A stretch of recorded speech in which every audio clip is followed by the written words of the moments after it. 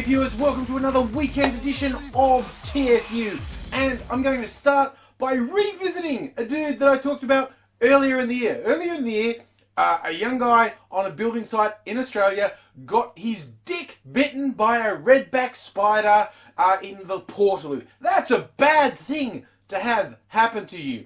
And that's not really what you want to be famous for, being bitten on the dick by a venomous spider. But that was his life. But he popped up in the news this week. And I bet you can't guess why he popped up.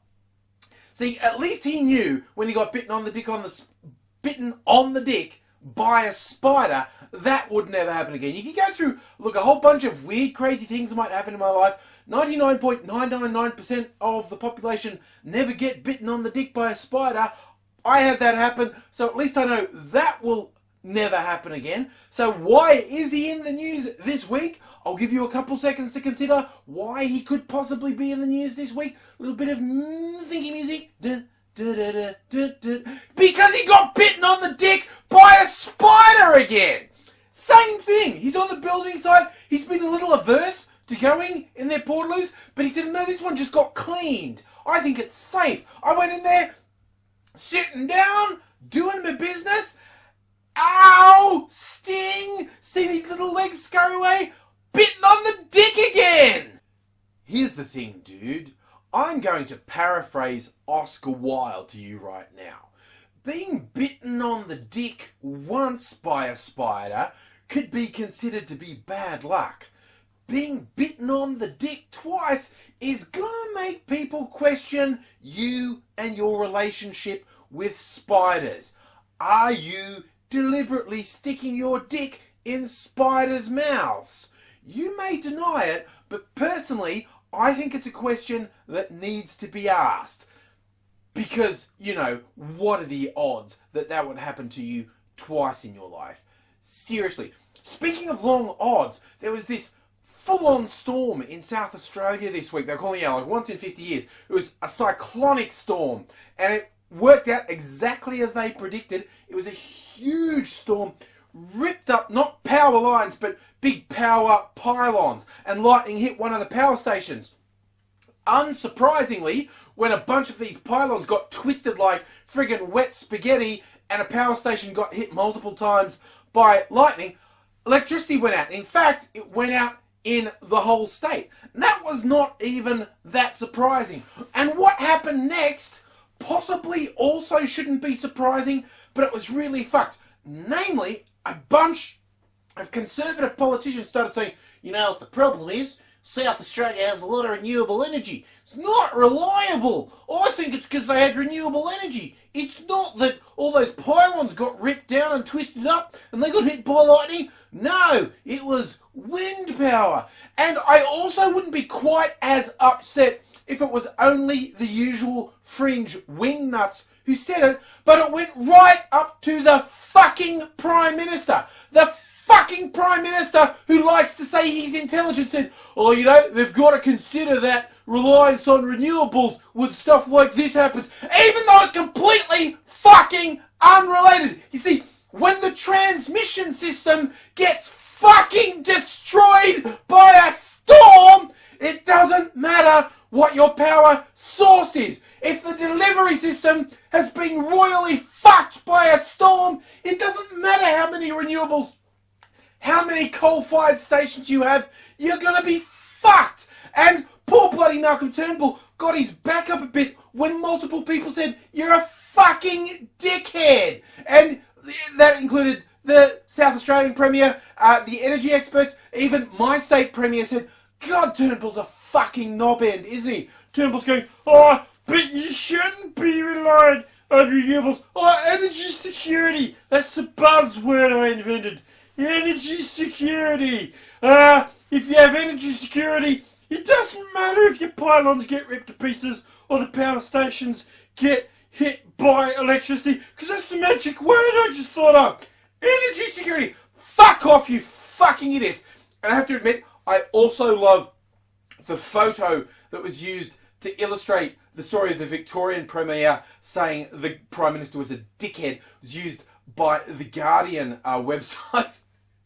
I just imagine the people looking for the art for the story. So I'm going, hey, have we got a picture that looks like Daniel Andrews is staring at Malcolm Turnbull going, you are a fucking dickhead, mate. Yes, we've got one. We've got one. It's unrelated, but Daniel Andrews appears to be staring at Malcolm Turnbull going, you are a fucking dickhead. And photography's kinda unfair like that. Frozen moments that don't really reflect the reality of the situation, but it was still funny.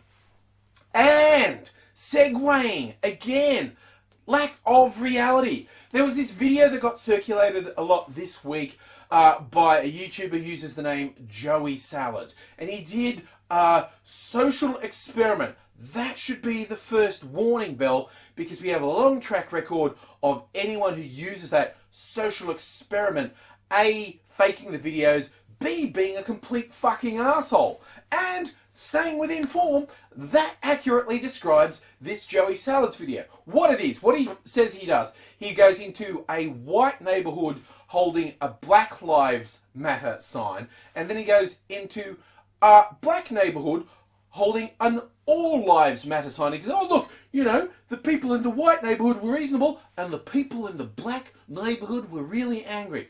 Well, there's a couple of points to make, and I've already made the first one. Namely, this social experiment, and Joey Salads, people who do this fucking fake their videos, okay? And I have no qualms whatsoever about calling this prick out for faking videos and using actors and not really genuinely filming people's reactions.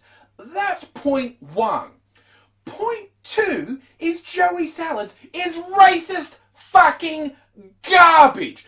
Just look at his Twitter stream. Look at his public pronouncements. If you can look at all the things he said on topics of race and not realise he's racist garbage, you're racist garbage, okay? It's fucking simple. He's a racist, and this video was designed for provocation. And my final point is for people who are too fucking stupid or too fucking sheltered to even understand what the phrase Black Lives Matters means. Idiot racists insist on asserting that it's suggesting that other lives other than black lives, don't matter. No, it's not a statement in and of itself. It's basically the end of a sentence. If you want to know how it fits in, it's looking at, you know what, police keep murdering unarmed black people at a much higher rate in terms of percentage of population than white people, for instance, and they're never being punished for it, which leads us to believe, as black people, that black lives don't matter. But we are here to say that black lives matter as well. That's what it's saying. It's saying we've got this evidence, we're being shown all the time that black lives don't matter. We want to say black lives do matter as well and as much as anyone else's. Now, when someone holds up an All Lives Matter sign, what they're saying is, I refuse to acknowledge what's happening to you. I just negate your experience. I negate what happens to you in your life.